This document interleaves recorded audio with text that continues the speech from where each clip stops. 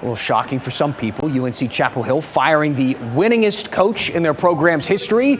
Mack Brown is saying goodbye, or they're saying goodbye to him. He's still going to coach on Saturday to the final home game as the Tar Heels host NC State. WRAL's Chris Lee and Brian Murphy joining us now in the studio, making a little bit of sense of all of this and where the Tar Heels will go from here, guys.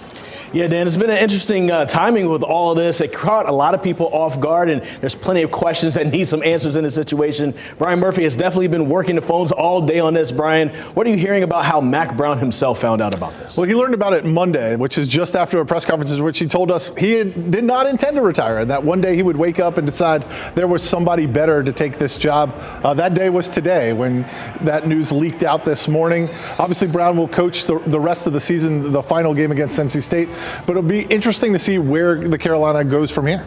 Yeah, they've been to a bowl game every year since he's been back in 2019. They're going to go to a bowl game this year. We don't know if he's going to coach in that one, but what's the reason why the university wants to move forward from this? I mean, it's such a different atmosphere now in college athletics with revenue sharing coming up. And I think there was a sense that this program had plateaued. You look at the 70-50 loss at home to James Madison. It was embarrassing. You look at the loss to Duke, 21-20, a game Carolina led late into the fourth quarter.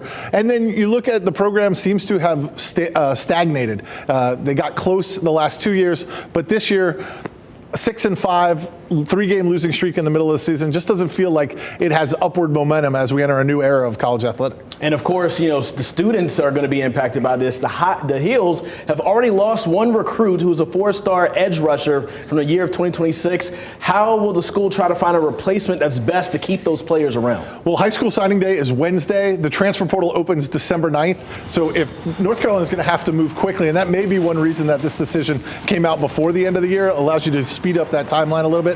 Carolina, the only P4 job open right now, they should have their pick of who they'd like to hire. Of course, and so we'll keep on top of this. We'll talk more about this at 6 o'clock with some reaction from Dave Doran, who will be coaching against Mack Brown for the final time this Saturday at UNC Chapel Hill at Kenan Stadium. So a lot to keep up with, and we'll see you at 6 with more on this. So many changes in college sports and a new chapter at UNC. Fellas, thanks.